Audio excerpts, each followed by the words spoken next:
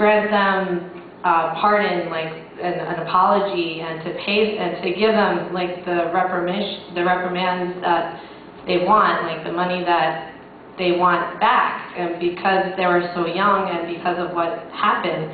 But so every Wednesday they go to the Japanese embassy in Seoul and they protest there. So all of that got me fueled into writing this one poem. So I'm sorry for the big introduction of it, but this is called Forgotten Women of War. Wednesday gatherings hope to ensue. Justice, truth, money, battered and tattered women, left clothesless, hungered, used for sex. The Emperor of the Sun did not expect them to have a brain. Plucked from homes, mostly in their teens. Mom and Dad did not tell them they were born to fuck for the government, and then become normal citizens again, 60 years later. Slated souls chant in Seoul for fixing and teaching the past to children.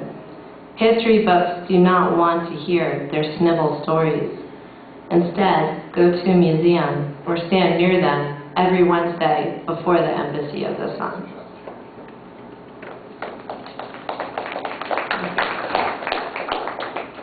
This one is also when I was watching all the news programs about the Hiroshima anniversary. This one I dedicate to all the men and women who served in World War II. Years passed. 60 years since subversive cruelty, anxiety, the mighty mushroom extracted fungus among innocents from possible ignorance. An unpredictable cold age began, thanks to Einstein's code, beyond equations and summations. People unaware of the mighty boom. Distress, turmoil left. The world in such a mess. Peace can be sought.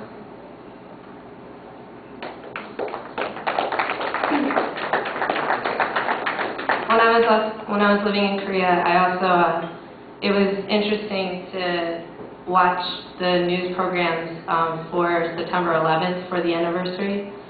So this is the poem that I wrote last year during the September 11th anniversary when I was in Korea. Because it was also after Katrina too. So September 11th, 2005. One love leaves you, baby, if you don't care for it, by U2. 4 years since the catastrophic destruction, blood irrigates our land masses. Katrina poisoned the South with a deadly kiss. Neglect the poor, who is to blame? Fingers point, heads drop, memories flash. The towers still illuminate the skyline. It's okay, you don't have to applaud every single one.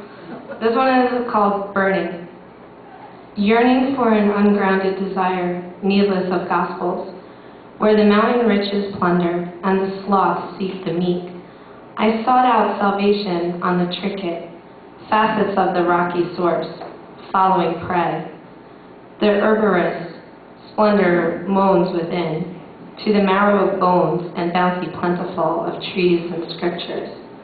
Sprinkling aphrodisiac scents, succumbing for playful sex and joyful surfing through orifices.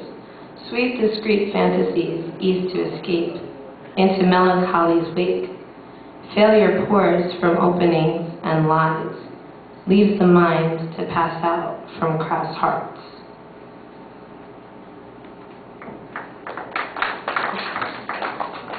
And this one is I wrote about for my interpretation of Pandora's box.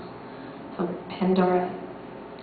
Slowly she calls, innocence stemming from thinning sense. Moments of insanity. Silently she insists on throbbing violence. Inspecting aimlessly, sense drains through curiosity.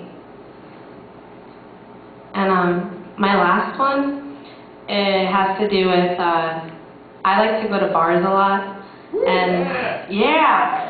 So this one is about this one bar trip that I went to down in Long Beach Island for St. Patrick's Day once.